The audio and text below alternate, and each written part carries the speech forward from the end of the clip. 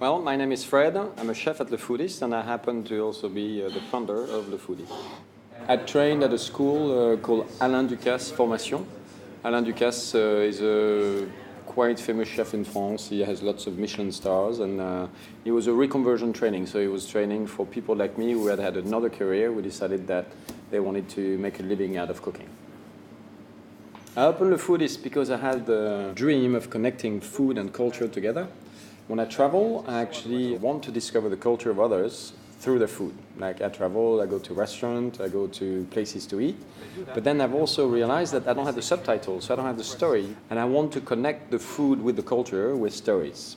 Because we have friends from Australia today, I'm going to tell you a story about Peach Melba. Peach Melba? No, doesn't ring. Vaguely. I'll tell you the story now. I think one of the most influential characters in my food life has been my grandfather. When we would come and have lunch at my grandparents', he would cook typically a 7-course meal, and he would write the menu by hand. And I thought it was normal because he was my only grandfather. It took me a while to realize much later that actually he was pretty unique. And he was not a chef. I mean, he was a postman by night, and he was actually feeding his family from his garden by day. So he was an amazing gardener.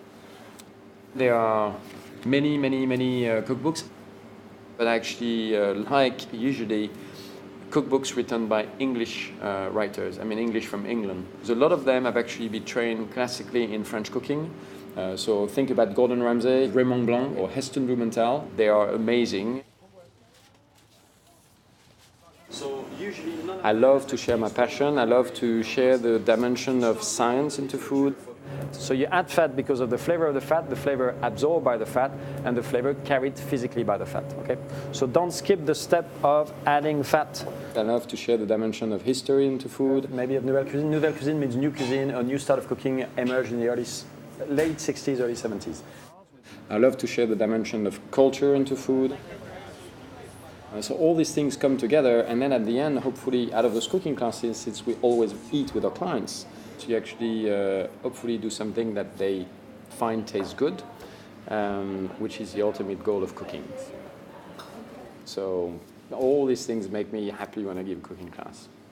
It's my pleasure. I hope you enjoy the taste of France now. Thank you. Thank you. Thank you very much. Thank you very much, Christian. Take care. Bye-bye.